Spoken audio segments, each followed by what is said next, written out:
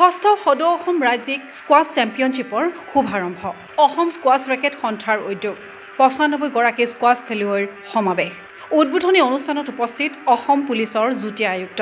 শনিবাৰৰ পৰা দুদিনীয়াকৈ গুৱাহাটীৰ ৰাধা গোবিন্দ বৰুৱা ক্ৰীড়া প্ৰকল্পস্থিত স্কোৱাছ কোৰ্টত অনুষ্ঠিত হৈছে ষষ্ঠ সংখ্যক সদৌ অসম ৰাজ্যিক squash championship ২০২৫ Assam squash racket সন্থাৰ উদ্যোগত অনুষ্ঠিত এই প্ৰতিযোগিতাত অংশগ্ৰহণ কৰিছে ৰাজ্যৰ প্ৰায় ৯৫ গৰাকী স্কোৱাছ খেলুৱৈয়ে 11 অনূৰ্ধ্ব 13 অনূৰ্ধ্ব 15 অনূৰ্ধ্ব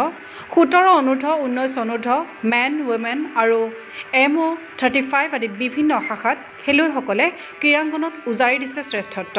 শনিবাৰে পুৱা প্ৰতিযোগিতাখন শুভ উদ্বোধন কৰিলে অসম পুলিচৰ যুটী আয়ুক্ত অংকুৰ জৈনে তেওঁ কৰ্মদন কৰি খেলুৱৈসকলক উৎসাহিত কৰাৰ উপৰি খেলুৱৈসকলক উদ্দেশ্যি ৰাখিলে শুভেচ্ছামূলক ভাষণ তদুপৰি ৰেকেট হাতত লৈ স্কোৱাছ খেলৰ সোৱাদ ল'লে অসম পুলিচৰ যুটী আয়ুক্তগৰাকীয়ে এখন সুন্দৰ প্ৰতিযোগিতা আয়োজন কৰাৰ বাবে অসম স্কোৱাছ ৰেকেট সন্থাক ধন্যবাদ জনালে অংকুৰ জৈনে মই ইয়াতে আহিলোঁ আমাৰ স্কোৱাছ গেম যোন আছে আসাম স্কোৱাছ এছ'চিয়েশ্যন মাতিছিলে আৰু ইটছ আ ভেৰি গুড ইনিচিয়েটিভ আমাৰ য়াং বাৰ্ডিং প্লেয়াৰ যোন আছে তেখেতৰ কাৰণে আমি এইটো এনেকৈ চেম্পিয়নশ্বিপবিলাক আয়োজিত কৰিব লাগে আৰু এই চেম্পিয়নশ্বিপবিলাক থাকে তেতিয়া এটা কম্পিটিশ্যনৰ এটা ফিল আহে য়াং বাৰ্ডিং প্লেয়াৰত আৰু প্লেয়াৰৰ যেতিয়া কম্পিটিশ্যনৰ গেম হয় এইটোতো পাৰফৰ্মেঞ্চ বেলেগ হয় এইকাৰণে নৰ্মেলি আমি যিমানে খেলোঁ এই পাৰফৰ্মেঞ্চ আৰু চেম্পিয়নশ্বিপৰ পাৰফৰ্মেঞ্চ বিকজ এটা ফৰ্মেট ডিফাৰেণ্ট এণ্ড তেতিয়া ফৰ্মেটত এটা প্ৰেছাৰ যোন ভাৱ থাকে কি প্ৰেছাৰত খেলিব লাগে জিকিব লাগে এই কম্পিটিটিভনেছটো আহি যায় আৰু মই অল আছাম স্কোৱাছ এছ'চিয়েশ্যনক এইটো বহুত ধন্যবাদ দিছোঁ কি ইমান ভালদৰে এইটো ইয়াতে এছ'চিয়েশ্যনৰ পৰা এইটো championship all Assam 6th close championship এইটো যোন ইয়াতে আয়োজিত কৰি আছে ইয়াতে অহাৰ পিছত মই বহুত ভাল পাইছোঁ চবৰ প্লেয়াৰৰ লগত এনথুজিয়াষ্টিকলি মই দেখিছিলোঁ কি বহুত ভালদৰে মতলব কি মানুহবিলাকে খেলিবৰ কাৰণে ইয়াতে উৎসুক আছে মই গোটেইখিনি প্লেয়াৰক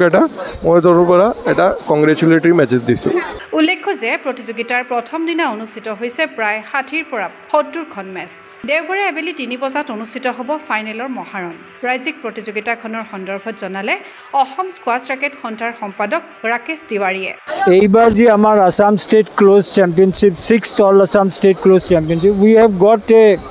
ভেৰি ৰেকৰ্ড হাই পাৰ্টিচিপেশ্যন এইবাৰ 95 পাৰ্টিচিপেশ্যনছ আছে যিটো বহুত ষ্টেট ক্ল'জত ইমান পাৰ্টিচিপেশ্যন নহয় বেংগলতে আপুনি চাব 80 মান হয় কিন্তু আমাৰ ইয়াত 95 হৈছে এইটো মানে দেখাই আছে কি আমাৰ স্কোৱাছটো কেনেকুৱা ডেভেলপ হৈ আছে আৰু যোৱাকালি আপুনি পেপাৰত পাইছে আমাৰ আয়ান কৌশিক বুলি ল'ৰা আণ্ডাৰ 11 এজত অল ইণ্ডিয়া ইষ্টাৰ্ণ চেলেঞ্জেছ প্ৰথম স্থান পাইছে গতিকে মইতো ভাবোঁ আমাৰ স্কোৱাছটো বহুত আগত যাব আপুনি just wait and see in another 2 years we will be there right on top ইয়াৰ পৰা চিলেকশ্যন 100% হ'ব কাৰণ আমাৰ যিমান ষ্টুডেণ্টছবিলাক আছে যিমান পাৰ্টিচিপেশ্যন আছে ইহঁতে ৰেংকিঙত বহুত ওপৰত গৈ আছে এতিয়ালৈ আমাৰ ৰেংকিং প্ৰায় 30 লৈ আহি গ'ল অল ইণ্ডিয়া তো সেই ৰেংকিংটো আমি যেতিয়ালৈ প্ৰথম 10ত নাহোঁ আমি চেষ্টা কৰি থাকিম আমি যুঁজি থাকিম আমাৰ সব কেটেগৰী হৈছে under 11 under 14 under 17 under 19 men and women category and plus 35 তেখেতটো আমাৰ ৱেল উইচাৰ বহুত দিন আগৰ পৰাই আছে তেখেতটো 2 বছৰ আগতে আমি মাতিছোঁ আৰু তেখেত আহিছে he is always very very cooperative with আছ and he himself is a very good sportsman তো আমার কারণে খুব গৌরবের কথা কি আমার জয়েন্ট কমিশনার সাহেব আমার লগত আহিছে আমার ল'ৰা ছোৱালীক এনকাৰেজ কৰিব আহিছে এইটো বহুত ডাঙৰ কথা আমাৰ কাৰণে আজি আমাৰ মেচ চাওক we are expecting at least 60 to 70 matches প্ৰায় ৰাতি 7:30লৈ আমাৰ মেচটো চলি থাকিব কালি ফাইনেল আমাৰ 3টা 3:30 ফাইনেল হ'ব ক্ৰীড়া অনুৰাগীৰ আশা সাফল্যমণ্ডিত হওক ষষ্ঠ সংখ্যক সদৌ অসম ৰাজ্যিক squash championship 2025 video' journalist Jawan ৰামৰ সহযোগত চিন্ময় বৰাৰ প্ৰতিবেদন Gogo sport any physical education বিষয়ত ডিগ্ৰী পাঠ্যক্ৰমৰ কাৰণে অসম তথা উত্তৰ পূৰ্বাঞ্চলৰ প্ৰথমখন শিক্ষানুষ্ঠান অভিৰুচি ইনষ্টিটিউট অৱ ফিজিকেল এডুকেশ্যন 2 বছৰীয়া ফিজিকেল এডুকেশ্যনৰ BPEd পাঠ্যক্ৰম আৰু 4 বছৰীয়া BPES পাঠ্যক্ৰমৰ বাবে নামভৰ্তি চলি আছে বিতংকৈ জানিবৰ বাবে আজি যোগাযোগ কৰক যোগাযোগৰ নম্বৰসমূহ হৈছে 9435100098